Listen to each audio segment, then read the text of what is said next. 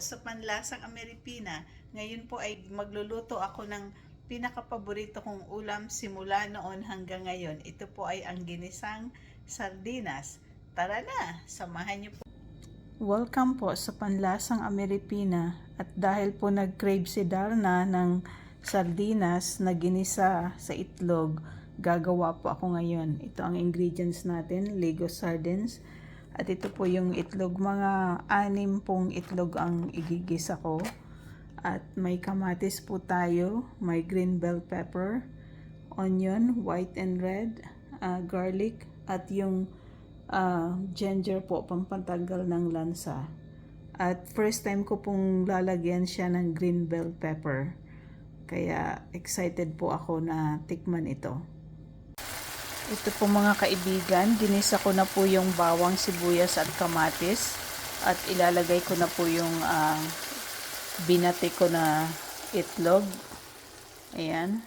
Huli ko pong ilalagay yung sardinas para hindi po mangamoy yung bahay namin. Kasi yung apam ko, ayaw niya ng amoy ng sardinas. At ihuli ko din pong ilagay yung green bell pepper kasi gusto ko po sa green bell pepper crunchy. Ito po mga kaibigan, luto na yung itlog niya. Ilalagay ko na po yung sardinas. Sinala ko po pala yung sardinas kasi hindi ko po sinama yung sauce niya. Halu-haluin ko lang po yan. At ito po, ilalagay ko na po yung green bell pepper. Mga 1 minute lang po yan na halu-haluin ko at luto na po yan. Ito po mga kaibigan, kain po tayo.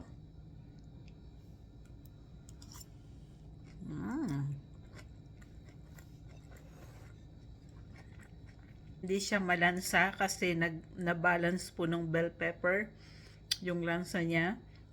At ganun din po yung crunchiness. Napakasarap.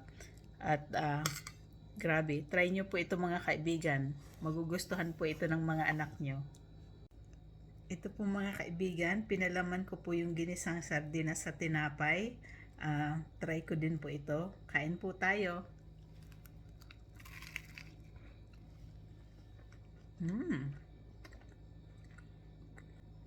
Sobrang sarap niya po mga kaibigan. Subukan niyo po ito sa mga bahay niyo. Hanggang sa muli po mga kaibigan, maraming salamat po sa patuloy niyong pagsuporta sa akin at pagtangkilik. At sobrang na-appreciate ko po kayo. Abangan niyo pong muli ang paglipad ni Darna.